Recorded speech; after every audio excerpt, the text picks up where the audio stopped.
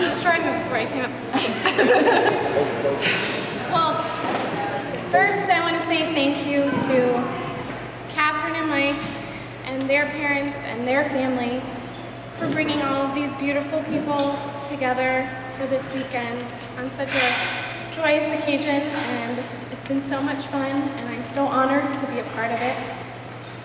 So I remember it like it was yesterday, even though it definitely wasn't, because who makes mixed CDs anymore? But that's definitely what Catherine was doing. She was making a mixed CD for some guy from high school who was just a friend, nothing more. But I'm getting ahead of myself, so let me give you a bit of background, a story of why I'm even standing up here right now. Let me start by saying I've moved around a lot, and I don't really have a childhood home or a hometown per se, but I have little pieces of home that live in all different places, everywhere from the great city of Chicago. Woo! I knew exactly what it was. To the middle of nowhere on a hill in Ohio.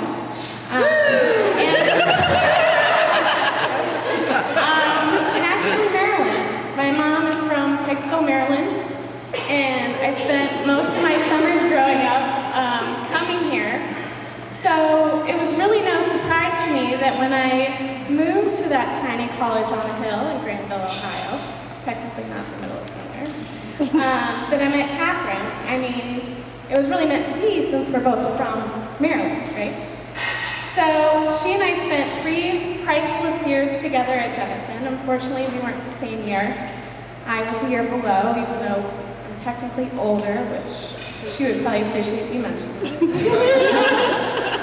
And I share some of our priceless stories with you, but it's like any healthy college experience, I'm going to keep those to myself. But what I can tell you is that in those 3 years, Catherine truly became a big sister to me. And I know that's a cliche, but I mean it literally. She and I were in a sorority together at Denison, and please don't hold that against us. Keep listening. But in sororities, there's a tradition of choosing an upperclassman to be your big sister and your mentor and to kind of guide you through the rest of your college years, and in our case, the rest of many, many years. And I think that after only a few days, usually this process of choosing the big sister takes weeks. I mean, my memory serves me right. Within a few days, she and I decided she had to be my big sister. It was instant love at first sight. And that was probably one of the best decisions we've ever made. And for the next few years, she and I were pretty much inseparable, with the exception of my semester abroad, which I still don't think she's forgiven me for. But in all seriousness, Catherine is the kind of friend that I waited many, many years to have. And moving around a lot, I didn't get that. But I'm so happy that I get to have that for the rest of my life. And she comes around once in a lifetime, if ever, a friend like this.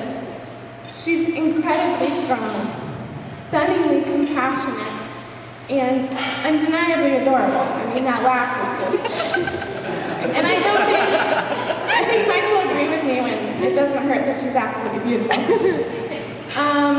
I consider Catherine to be my big sister, my family, and she's another reason why I call Baltimore home.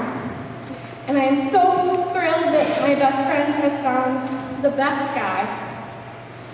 Ever since that weekend in Chicago, 6 years ago, when she blushed talking about Mike and that carefully crafted mixed CD, I knew that Catherine had truly found her other half. Even though these two took turns being naive to the fact they were meant to be together, and more than most, they've been through bumps and hurdles, but I can say without a doubt they are the strongest couple that I know. Mike, I genuinely could not have ordered a better match for Catherine.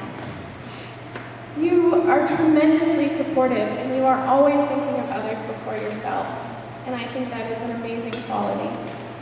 And I am so proud to have you as a friend, and now to have you as family. I see every day how you two make each other better, stronger, healthier, and happier. And here we are today with your beautiful friends and family. We are all so happy to be celebrating the two of you as Mr. and Mrs. Scribner. So let's raise our glasses to Catherine and Mike